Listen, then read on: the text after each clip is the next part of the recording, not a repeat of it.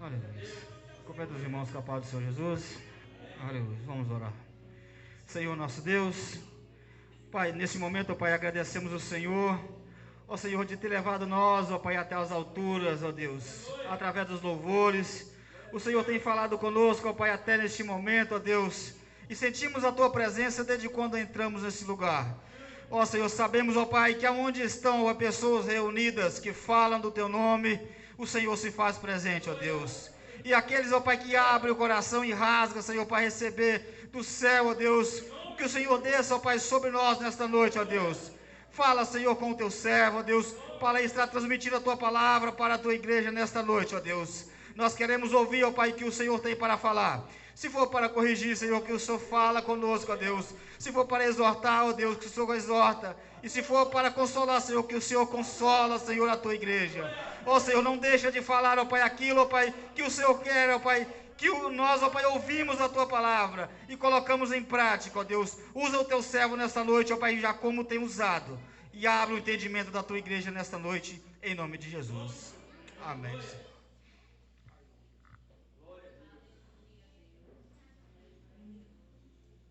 Salve os irmãos com a paz do Senhor Jesus, amém? Estou bem quietinho hoje porque o dia foi intenso. Fui inventar de trabalhar de servente pedreira, só Jesus, né? Estava quietinho, aí eu fui inventar a moda, mas Jesus vai dar vitória. Peço aos irmãos que se coloquem de pé em nome de Jesus. Eu sabia que eu ia pregar hoje, né? Quase um mês atrás eu já sabia que eu ia pregar hoje. Só que eu só fiquei sabendo que era a campanha domingo passado. Então, os irmãos me perdoam. Mas Deus tem uma palavra para a sua vida. Abra sua Bíblia em Marcos, capítulo de número 8, verso de número 31 ao verso de número 38. Marcos, Evangelho de Jesus, segundo escreveu Marcos, capítulo 8, verso 31 ao verso de número 38. Sou muito grato, primeiramente, a Deus por estar aqui, né, pregando a palavra nesse altar que tem me levantado dia após dia, igreja que tem me levantado dia após dia. Eu sou muito grato a Deus pela vida do presbítero Giovanni, pela vida da missionária Elvira, pela vida do pastor, dos obreiros que estão aqui, por toda a igreja. A palavra de Deus diz assim: eu quero falar acerca de uma vida com propósito, com base na cruz, que diz assim a palavra do Senhor: então passou Jesus a ensinar-lhes que era imperioso que o Filho do Homem fosse vítima de muitos sofrimentos, viesse a ser rejeitado pelos líderes religiosos, pelos chefes dos sacerdotes e pelos mestres da lei, então fosse assassinado, para depois de 3 dias ressuscitar. Amém? E Jesus falou sobre este assunto de maneira clara, mas Pedro, chamando-o em particular, começou a censurá-lo energicamente. Entretanto, Jesus voltou-se, olhou para os seus discípulos e repreendeu severamente a Pedro, exclamando: para trás de mim, Satanás, pois não estais pensando nas obras de Deus, mas sim nas ambições humanas. Em seguida, convocou Jesus a multidão e os discípulos, e os desafiou: se alguém deseja seguir-me, negue-se a si mesmo, tome a sua cruz e venha após mim. Quem quiser, pois, salvar a sua vida, perdê-la-á, mas quem perder a sua vida, por amor do meu nome e pelo amor do Evangelho, salva-la-á. Portanto, de que adianta uma pessoa ganhar o mundo inteiro e perder a sua alma? Ou ainda, o que uma pessoa poderia dar em troca de sua alma? Assim, sendo numa época como esta de incredulidade e perversidade, se alguém tiver vergonha de mim e dos meus ensinamentos. Então, o Filho do Homem, quando voltar na sua glória do seu Pai, juntamente com os santos anjos, também a essa pessoa não oferecerá honra. E você diz amém. Pode se sentar em nome de Jesus. Se o irmão tiver um fundo para me ajudar. Meus irmãos, Jesus ele já está há um tempo exercendo seu ministério terreno. Jesus ele ajunta para si discípulos, e a Bíblia diz que aonde Jesus ia, uma grande multidão estava com ele. Aonde Jesus passava, uma grande multidão estava com ele. Alguns historiadores e até a Bíblia mesmo nos ensina e nos mostra que aonde Jesus estava era difícil se locomover, era difícil você chegar até ele por causa de tantas pessoas à volta dele. As pessoas exprimiam ele, era muita gente. E essas pessoas, assim como os discípulos, elas viram Jesus curar, elas viram Jesus libertar, elas viram Jesus multiplicar pão, peixe, elas viram Jesus fazer milagres, exercer milagres, milagres inacreditáveis. Elas viram Jesus fazer coisas impossíveis. Tudo isso elas viram. Só que Jesus vai chegar um tempo do ministério dele que ele vai começar a revelar o seu propósito na terra, o seu verdadeiro propósito na terra. Isso inicia com a simples pergunta. Jesus começa dizendo: quem dizem os outros que eu sou? A Bíblia diz que os discípulos, aqueles que estavam ali, começam a dizer: alguns dizem que tu és João Batista, alguns dizem que tu és Elias, outros disseram, alguns dizem que você é um dos profetas. Mas Jesus ele olha com um tom mais intensivo e vai dizer: e vós, quem dizeis que eu sou? Muitas daquelas pessoas talvez começaram até a gaguejar, porque não sabiam, ninguém ali tinha uma opinião formada sobre quem Jesus realmente era. Mas Pedro, ele vai se encorajar, e Pedro vai olhar para Jesus e vai dizer: tu és o Cristo, o Filho do Deus vivo. Quando ele diz isso, Jesus olha para Pedro e diz para Pedro: bem-aventurado és tu, Pedro, feliz é você, porque não foi te revelado isso por parte de carne e nem por sangue, mas o meu próprio Pai que está nos céus revelou para você. Jesus estava olhando para Pedro e estava dizendo: Pedro, realmente eu sou uma divindade. Pedro, eu sou o Messias esperado. Pedro, você está certo, eu sou o Messias a quem vocês tanto esperam. Talvez pode ter soado meio estranho, porque naquela época ninguém se dizia filho do Deus vivo, e ninguém se intitulava Messias, porque isso era uma blasfêmia. Só uma pessoa com poderes semelhante ao do Pai, só uma pessoa com características semelhantes ao do Pai poderia afirmar isso, ou seja, só o Messias poderia afirmar isso. Agora Pedro está olhando para Jesus e está dizendo: você é o Messias, você é o Filho do Deus vivo. E Jesus vai olhar para ele e vai dizer: você é feliz por isso, realmente eu sou o Messias, eu sou o Filho do Deus vivo. A Bíblia vai dizer que Jesus então vai começar a ensinar, e com a sua Bíblia aberta, se você quiser me acompanhar, a Bíblia vai dizer assim: então passou Jesus a ensinar-lhes que era imperioso aqui, Jesus está dizendo, era algo urgente, era algo necessário, que o Filho do Homem fosse vítima de muitos sofrimentos, e viesse a ser rejeitado pelos seus líderes religiosos, pelos chefes dos sacerdotes, pelos mestres da lei, então fosse assassinado, para depois de 3 dias ressuscitar. Jesus está aqui declarando para Pedro, declarando para aqueles que estavam ali, o verdadeiro propósito dele na terra. Jesus está dizendo: olha, eu estou aqui, mas eu tenho um propósito. Eu estou aqui, eu ando nessa terra, mas o Pai me enviou com um propósito. Eu estou aqui, mas eu tenho um propósito, Pedro. A Bíblia diz que Pedro vai olhar para Jesus, vai pegar Jesus em um canto e vai começar a censurar Pedro, repreender Pedro, vai começar a proibir Jesus, vai começar a proibir Jesus, acusar Jesus sobre aquelas palavras. e energicamente, de uma maneira energizante, afirmando, dizendo para ele: Senhor, tenha compaixão de ti, Senhor, não faça isso, não se entregue ao martírio, porque o Messias na mente de Pedro era um Messias aonde a dor, o sofrimento não estava à altura desse Messias, aonde a dor, o sofrimento, a humilhação, o martírio não estava à altura desse Messias. Pedro tinha projetado o Messias em sua mente, aonde nada poderia o atingir, aonde nada o atingiria. Pedro estava esperando aqui nesta vida terrena.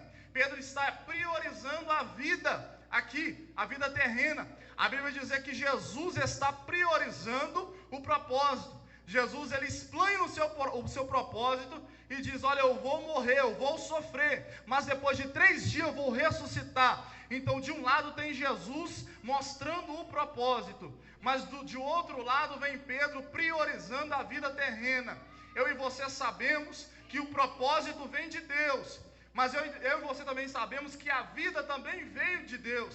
Só que Jesus vai olhar para Pedro, vai repreender Pedro e vai dizer para Pedro: aparta-te de mim, Satanás, saia de perto de mim, Satanás. Pedro não está aqui, Jesus não está aqui acusando Pedro de estar endemoniado, mas Jesus está olhando para Pedro, está afirmando que ele está sob influência de demônio, influência do diabo.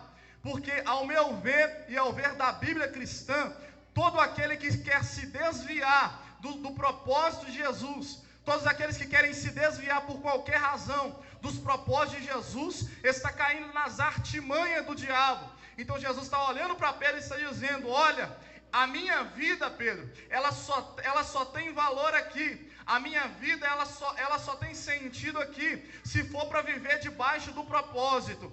Ele está dizendo para Pedro: Pedro, olha, a vida é importante, mas mais importante do que a minha vida é o propósito a qual Deus tem preparado para mim. Jesus está olhando para Pedro e está dizendo: Pedro, uma pessoa que vive uma vida longe do propósito, vive uma vida de uma maneira qualquer, vive uma vida, Pedro, onde a sua própria vida, ela não está tendo valor, não está tendo utilidade, porque uma vida, ela só tem sentido se for para você viver no propósito de Deus. A sua vida, ela só tem sentido se for para você viver no propósito a qual Jesus te outorgou, a qual Jesus te entregou, a qual Deus te entregou. Agora Jesus está olhando para Pedro e está dizendo: aparta-te de mim, Satanás. Sabe por quê? Porque quando Pedro olha para Jesus e começa a dizer: olha, Senhor, não precisa cumprir o propósito que Deus tem para a tua vida, não precisa andar nesse propósito. Sabe o que Pedro está dizendo? Olha, Senhor, não precisa morrer pelo ciclo de oração, olha, Senhor, não precisa morrer pela mocidade, olha, Senhor, não precisa morrer pela morada do Altíssimo. Mas Jesus está olhando e está dizendo: apartai-vos de mim, Satanás, porque mais importa não é a minha vida, o que mais importa é fazer a vontade daquele que me enviou. O que mais importa para mim é andar na direção daquele que me enviou. Entenda uma coisa: se você vive uma vida sem propósito, a tua vida não tem sentido nessa terra. Quer ter uma vida com sentido? Vive no propósito de Deus, anda em cima daquilo que Jesus disse para você fazer, faça aquilo que Jesus disse para você fazer, faça aquilo que Jesus mandou você fazer. Aleluia, aleluia, aleluia, aleluia, Jesus. Ramandacaiaséia, Eminaiabandoquece, Alamandoaiaçuca, Calamanagaséia. Oh, aleluia, Jesus. Aleluia, Jesus. Aleluia, Jesus. Jesus está dizendo: olha, mais importa para mim fazer a vontade do meu Pai. Mais importa para mim fazer aquilo que o Pai me ensinou, aquilo que o Pai me mandou, aquilo que o Pai dispôs para mim fazer é o mais importante. Não é a minha vida. Eu vou ressuscitar após o 3º dia. Mais importante para mim é fazer aquilo que Ele me enviou, é cumprir aquilo que Ele me enviou. Jesus está dizendo: olha, minha vida aqui, ela só tem sentido se for para viver o propósito de Deus. Aleluia, Jesus. Sabe quem estava tentando desviar Jesus do propósito? Sabe quem estava tentando desviar Jesus do propósito? Era gente que andava com ele, era gente que comia com ele, era gente que pregava junto com ele, era gente que passava pelos mesmos lugares que ele passava. Olha para mim, tem gente que olha para você e diz que te ama, mas não quer ver o propósito de Deus ser realizado na tua vida. Tem gente que vai na tua casa, fala que te ama, mas não está pronto para ver o propósito de Deus sendo realizado na tua vida. Tem gente que chega na sua casa, tem gente que te aconselha. Entenda uma coisa, nem todo conselho vem de Deus. Se o conselho que eles estão te aconselhando te leva para fora do propósito, para longe do propósito, eu digo e ordeno aqui, sobre a autorização do Espírito Santo, olha para ele e diz: apartai-vos de mim, Satanás, porque mais importa para mim fazer a vontade de Deus.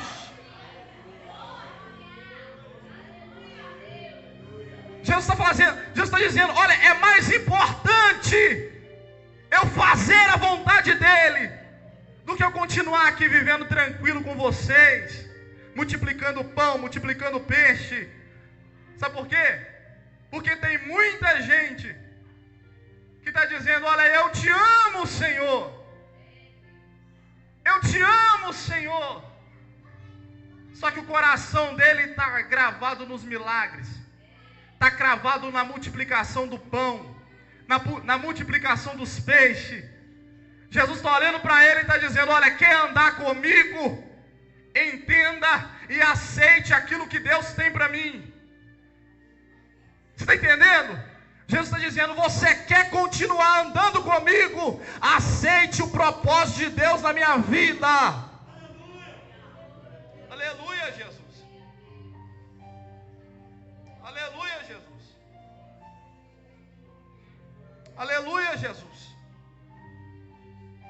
Pedro era apaixonado por Jesus. Pedro tinha uma paixão pelos milagres de Jesus. Pedro tinha uma paixão por aquilo que Jesus falava, aquilo que Jesus ensinava. Pedro era apaixonado, mas não amava Jesus da maneira que deveria amar. Pedro era apaixonado por ele, mas não estava pronto para ver o propósito de Deus sendo realizado na vida de Jesus. Essa é a verdade. Agora Jesus está dizendo: apartai-vos de mim, Satanás. Aparta-te de mim, Satanás. A Bíblia vai dizer: em seguida convocou a Jesus a multidão e os discípulos e os desafiou: se alguém deseja seguir-me, negue-se a si mesmo, tome a sua cruz e venha após mim. Primeira coisa que Jesus está dizendo: olha, se alguém deseja, se alguém... É interessante e triste de entender isso aqui. Jesus andava cheio de pessoas à sua volta. Havia uma multidão em volta de Jesus. Os 12 discípulos estavam à volta de Jesus, caminhando com Jesus, há muito tempo. Só que agora Jesus olha referente à pergunta de Pedro, e agora Jesus vê uma necessidade de explicar o seu propósito e de impor algumas regras. Aí Jesus vai olhar e vai dizer: se alguém... É interessante isso, porque se tinha uma multidão, por que Jesus olhou e falou assim: olha, se alguém deseja? Sabe por que Jesus disse isso aqui? É porque a casa pode estar cheia, só que o que ele espera não é casa cheia de pessoa, é pessoa cheia do Espírito Santo, é pessoa cheia dele, cheia da vontade dele, cheia da presença dele. Olha para mim, Filadélfia, Apocalipse 3 vai dizer, em Filadélfia havia uma igreja. Jesus diz para ela, a igreja que está em Filadélfia, Jesus começa a dizer, olha, você tem muita riqueza, você tem muita riqueza aí. Imagino eu que o templo de Filadélfia era o templo mais adornado, um dos mais adornados possíveis. Imagino eu que a casa estava cheia, era cheia de pessoas naquela casa, era cheia de pessoas naquela congregação, era cheia de pessoas talvez ajoelhados, chorando, talvez gritando. Mas Apocalipse 3 verso 20, Jesus está olhando e está dizendo, olha, eu estou à porta e bato, se alguém ouvir a minha voz, eu entrarei nessa casa. Sabe o que Jesus está dizendo? Olha, a casa pode estar muito cheia sim, mas está faltando o dono dela. A casa está muito cheia, mas está faltando aquele que distribui a presença. A casa está muito cheia, mas está faltando aquele que entrega milagre. A casa está muito cheia, mas está faltando aquele que te salvou. É isso que Jesus está dizendo aqui. Você pode, esta casa, ela pode estar muito cheia, mas o que Jesus espera não é quantidade de pessoa, mas é qualidade de adorador dentro da casa dele. Aleluia, aleluia, aleluia, aleluia. Havia uma multidão. Agora Jesus está olhando e está dizendo, se alguém, tinha muita gente ouvindo ele, mas agora ele está dizendo, se alguém, Mateus 16 versos 7 e 8, ele vai dizer, hipócritas, bem assim profetizou Isaías, esse povo me adora com os lábios, mas o coração está longe de mim. Jesus está dizendo, olha, eu não quero simplesmente ouvir aquilo que vai sair da tua boca. Aleluia, aleluia, aleluia. Mas eu quero ouvir aquilo que vai sair de dentro do seu coração.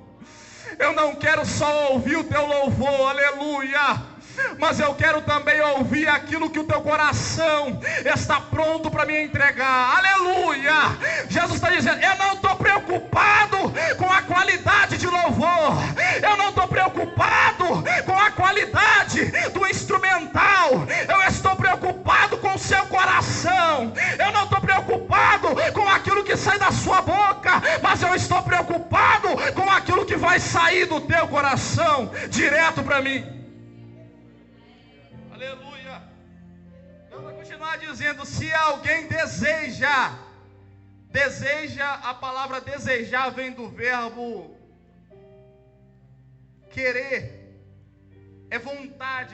Se alguém tem vontade, se alguém ambiciona isso, ele está dizendo, olha, se alguém deseja, se alguém tem vontade, primeira coisa que eu entendo aqui, Jesus está dizendo, olha, eu não obrigo ninguém a andar comigo.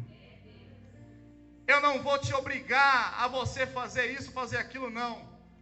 Deus está dizendo, olha, eu não obrigo ninguém a andar na minha presença.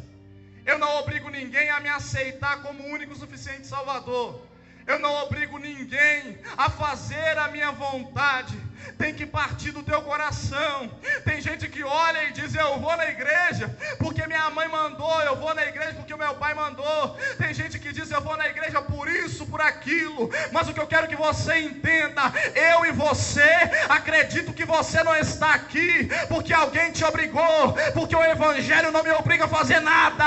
O evangelho não te obriga a fazer nada. Sabe por que você está aqui? É porque quando a graça dele te alcançou, arabandaraia, quando a presença dele introduziu na tua alma, você, por mais que não dá para alcançar o amor dele, por mais que não dá para superar o amor dele, mas tem algo dentro de você dizendo, eu preciso retribuir, eu preciso retribuir, eu preciso ir para a casa dele, eu preciso colocar minha boca no pó, eu preciso pregar a palavra dele, eu preciso, porque o amor dele me alcançou, e do jeito que o amor dele me alcançou, foi tão forte, que agora eu quero ministrar na vida de outra pessoa também. Eu preciso mostrar esse amor, eu preciso mostrar esse amor.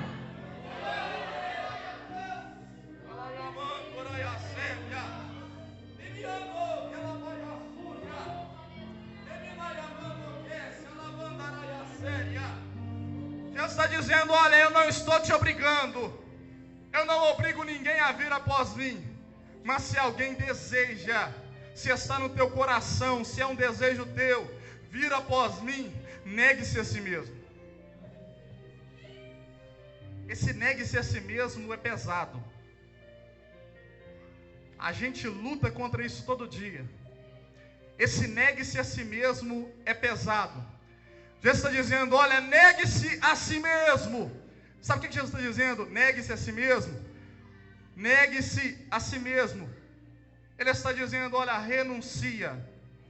Renuncia às suas vontades. Renuncia o seu querer. Jesus está dizendo: para andar comigo tem que ter renúncia. Para andar comigo tem que haver renúncia. Não existe evangelho sem renúncia. Jesus está dizendo: ó, eu não estou te obrigando, mas se você quer vir após mim, renuncie-se. Renuncie-se a si mesmo. Renuncie às suas vontades. Renuncie o seu querer. Renuncie aquilo que você quer. Porque quem anda com Jesus não tem que querer nada. Não tem que querer aquilo que ele ambiciona, não. Tem que querer aquilo que Jesus tem para ele. Eu vou confessar algo para você. Esse sonhozinho seu, esse sonhozinho aí que você sonha, não é nada para Jesus. Jesus tem muito mais para fazer na sua vida. Jesus tem muito mais para fazer na sua casa. Jesus tem muito mais para fazer na sua história. Olha para mim, é a mão dele que te sustenta, é a mão dele que sustenta a sua casa. Ele está dizendo: olha, se você renuncia, você está na minha mão. Se você renuncia, você faz o meu querer. E acredite no que eu vou dizer agora: eu não vou te dar uma cruz que você não consiga carregar. Eu vou te entregar aquilo que você suporte, mas eu estarei com você. Então renuncie-se às suas vontades e venha andar comigo. Quer andar comigo? Renuncie-se cada dia e venha após mim. Ele vai dizer: tome a sua cruz. Sabe o que Jesus está dizendo? Não tem evangelho sem cruz. Pedro era apaixonado por Jesus. De repente, quando Jesus diz: eu vou morrer, eu vou ser assassinado, eu vou morrer, depois de 3 dias eu vou ressuscitar. Na mente de Pedro era um Deus, era um Jesus, aonde morrer não estava à altura dele, aonde ser martirizado, ser cuspido, ser humilhado, receber bofetada na cara não estava à altura do Jesus a qual ele projetou na cabeça dele. Mas Jesus está dizendo: olha, Pedro, se você quer ter uma vida larga, se você quer ter uma vida andando por portas largas, caminhos largos, esse não é o caminho a qual eu estou caminhando, Pedro. O caminho a qual eu estou caminhando é um caminho duro, Pedro. O caminho a qual eu estou caminhando é um caminho de sofrimento, Pedro. O caminho a qual eu estou caminhando é um caminho difícil, Pedro. Então é necessário tomar a sua cruz. Sabe o que Jesus está dizendo? Olha, é necessário tomar a sua cruz. Olha, ninguém quer carregar a cruz, já percebeu? Ninguém quer carregar a cruz, sabe por quê? Porque cruz é sofrimento. Cruz, quando você escuta cruz, você já escuta é sofrimento, é dor, é luta. Mas olha para cá, a cruz de Jesus te trouxe aqui hoje. A cruz de Jesus te colocou aqui hoje. Se não fosse pela cruz, o ministério dele não se concretizava. Se o ministério dele não se concretizasse, o propósito de Deus não se cumpria na vida dele, e você não estaria aqui. Jesus está dizendo: olha, a cruz é difícil sim, a cruz é complicada sim, mas no final tem glória. A cruz é complicada, ai, ai, ai, ai, ai, Jesus, ai, ai, ai, ai, ai, Jesus, a cruz é difícil carregar. Às vezes você vai chorar, às vezes você vai gritar, às vezes você vai gemer de dor, mas no último dia, Jesus vai pegar e vai enxugar as suas lágrimas. No último dia, Jesus vai pegar e vai te entregar a tua coroa. No último dia, Jesus vai pegar a tua mão e vai dizer: toma o teu galardão. É isso que eu tive para você esse tempo todo. Vale a pena carregar a cruz, Sarabandacaia. Vale a pena carregar a cruz, Sarabandoque. Vale a pena Enquanto você carrega a cruz, Jesus vai dizendo: olha, você não imagina o propósito que eu tenho através dessa cruz. Você não imagina o propósito, o milagre que eu tenho para a tua família através dessa cruz. Carrega a cruz, carrega a cruz, carrega a cruz. Está pesado, tá? Mas Jesus está dizendo: o meu fardo é leve, o meu fardo é leve, o meu jugo é suave. Enquanto você carregar a cruz, eu estou contigo. Enquanto você carregar a cruz, eu ando contigo, caminho contigo. Se você passar na fornalha, fogo nenhum vai te arder. Se você entrar na cova, leão não vai te morder. Olha para mim, a solidão vai vir, o desespero vai vir, mas no final tem glória. Aleluia, Jesus. Aleluia, Jesus. Aleluia, Jesus. E vem após mim disposição para servir. Vem, anda comigo. Quem quiser, pois, salvar a sua vida, perdê-la. Mas quem perder a sua vida por minha causa e pelo evangelho, salvá-la. Ele está dizendo: olha, o que eu tenho para você é grande. O que eu tenho para você, escuta, o que eu tenho para você é grande. É um propósito grande. Mas o teu coração não pode estar limitado na sua vida. Olha para mim. Você tem que entender que para alcançar aquilo que Ele tem para a gente, é necessário abrir mão às vezes da nossa própria vida. É duro de ouvir isso. É complicado ouvir isso. É triste pensar nisso. Mas é a verdade. Ele está dizendo: olha, se você tiver que perder a sua vida por amor de mim, você tem que perder se você quiser alcançar a vida eterna. Se você quiser alcançar a vida eterna, é necessário você negar-se a si mesmo, olhar para a tua vida, olhar para o propósito. A vida está aqui, o propósito está aqui. Só que o propósito é tão grande, não dá para você viver sem o propósito. Não dá para você viver sem o propósito. O que você tem que fazer? Você tem que agarrar o propósito de Jesus para a sua vida. Eu vou tentar agilizar para terminar. Quem está comigo aí ainda? É difícil, a gente está cansado, mas vou tentar terminar. Portanto, de que adianta uma pessoa ganhar o mundo inteiro e perder a sua alma? Ou ainda, o que uma pessoa poderia dar em troca da sua alma? Entenderam? Portanto, que adianta uma pessoa ganhar o mundo inteiro e perder a sua alma? Evangelho de Lucas, capítulo 12, verso 16 ao verso 21, se eu não me engano, Jesus vai contar uma parábola, e a parábola de Jesus é sobre o rico insensato. É alguém que tinha muitas ambições, é alguém que ambicionava o dinheiro, era alguém avarento, tinha avareza no coração. E esse rico insensato, ele possuía muitos bens, e a tua colheita era tão farta, que ele vai olhar e vai dizer: olha, o que eu vou fazer agora para armazenar aquilo que eu colhi? Aí ele diz e fala: já sei, eu vou destruir os meus celeiros e vou construir outros maiores. Aleluia. Eu vou destruir os meus celeiros, vou construir outros maiores. E eu lembro que ele continua dizendo: e quando tiver completo, cheio, repleto, eu direi à minha alma: alma, descansa, come e bebe, porque já tem muitos bens armazenados, agora descansa, come e bebe.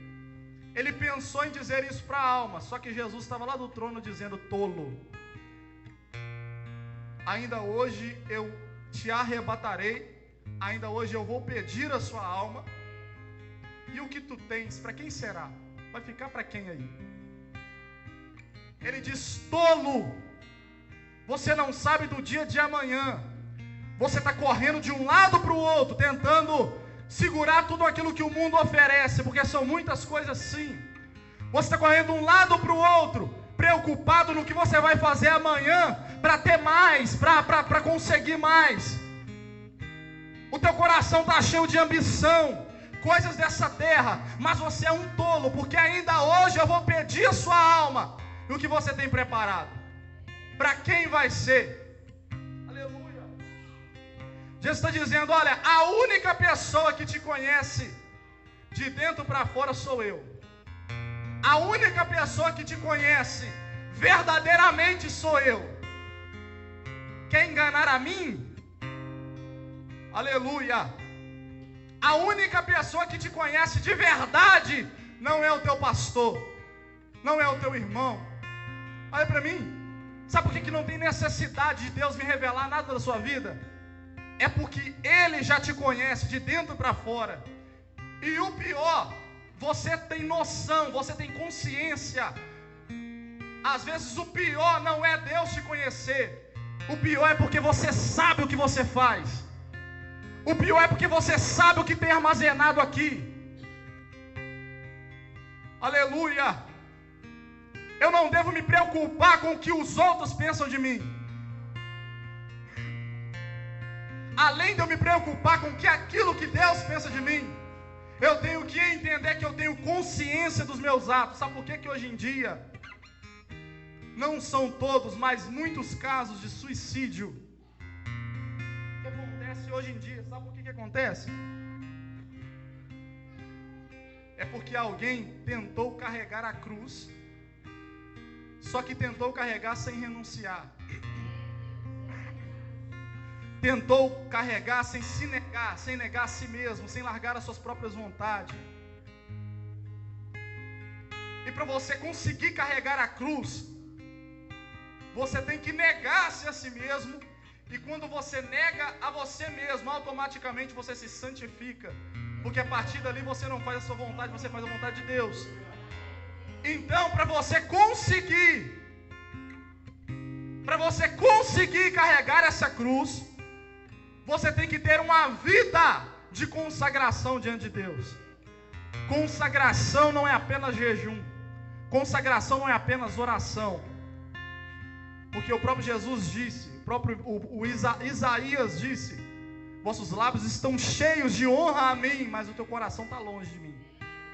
Então o que você tem que entender, o que vai te colocar no plumo, não é o teu jejum, não é o quanto você lê a Bíblia, não é isso. O que vai te colocar no plumo é uma vida de consagração, é uma vida de santificação.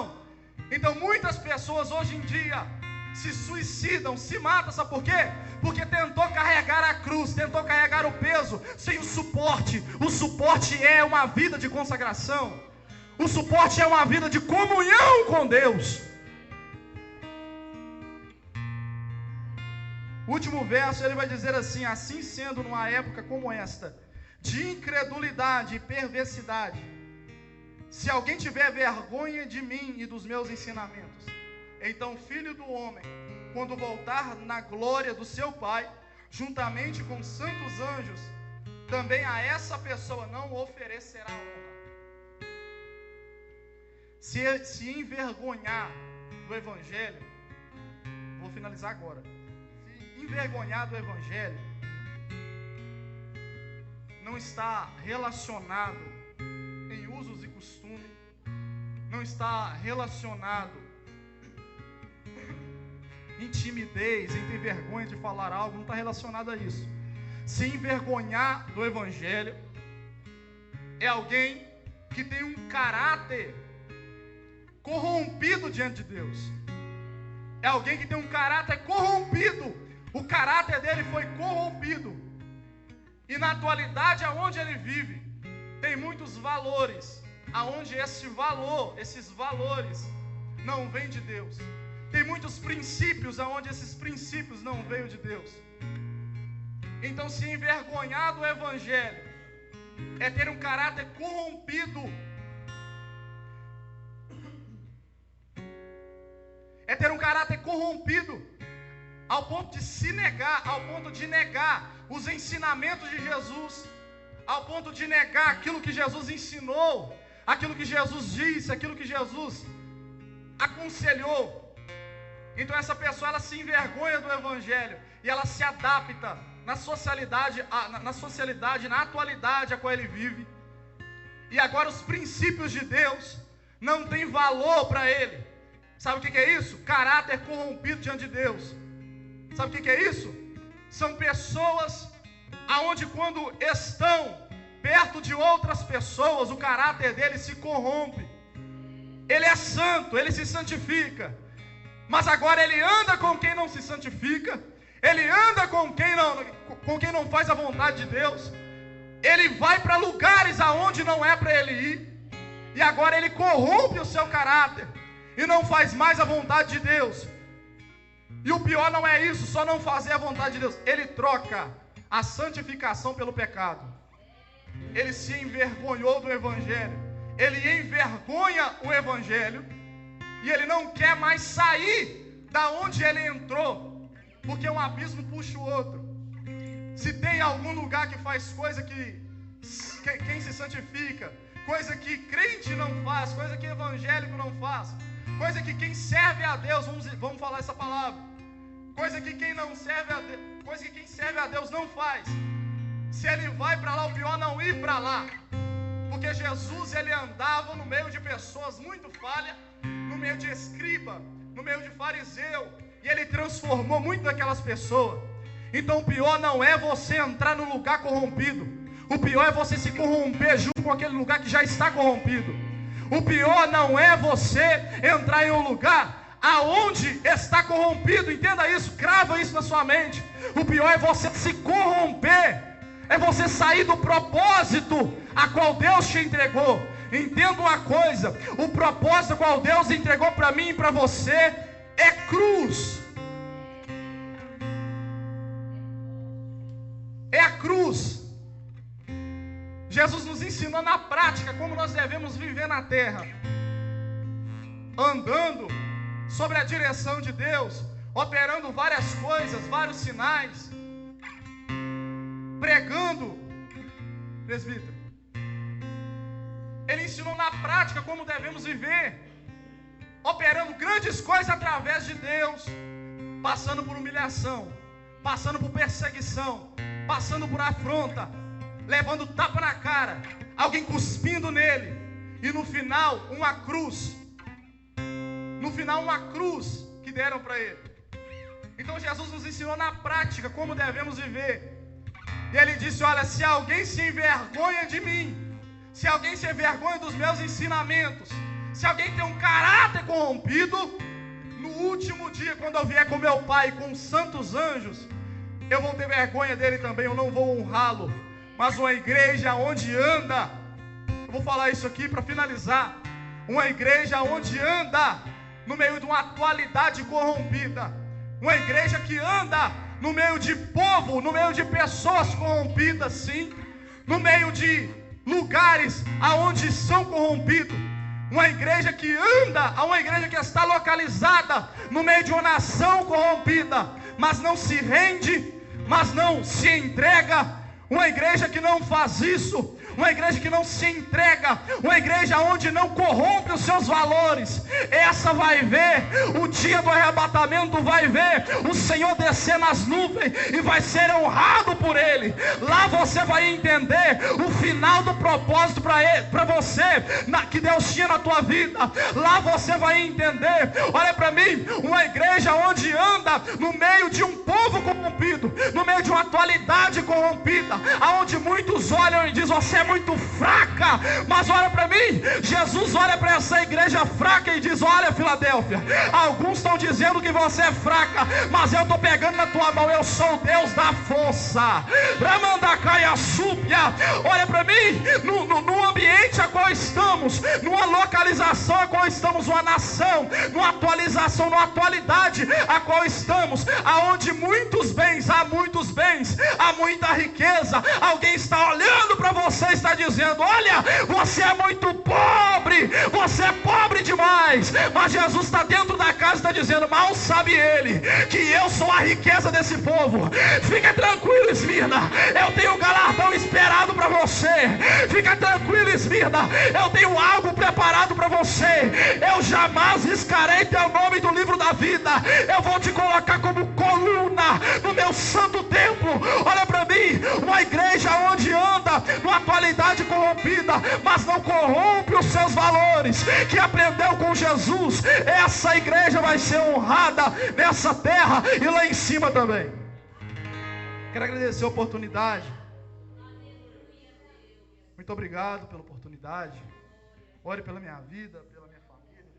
Quero agradecer aqui, eu não agradeci o irmão Edgar. Eu já vou aproveitar que eu estou aqui, eu falo.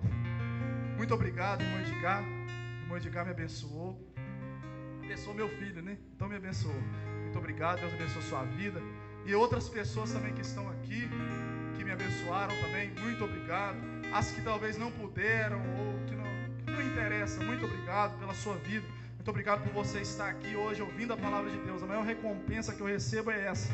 Alguém que está disposto a ouvir a vontade de Deus. Alguém que está disposto a colocar a sua vida cada dia mais diante do altar de Deus. É para isso que eu prego. Não é para ter fama, não é para ter nada disso. Eu não me interesso por isso. Eu sou um jovem cansado. Acho que eu não tenho energia para isso. Mas uma coisa que eu admiro muito é uma igreja que não deixa os seus valores morais, seus valores espirituais ser corrompidos. E eu agradeço a Deus por fazer parte dela. Muito obrigado por tudo, pela oportunidade.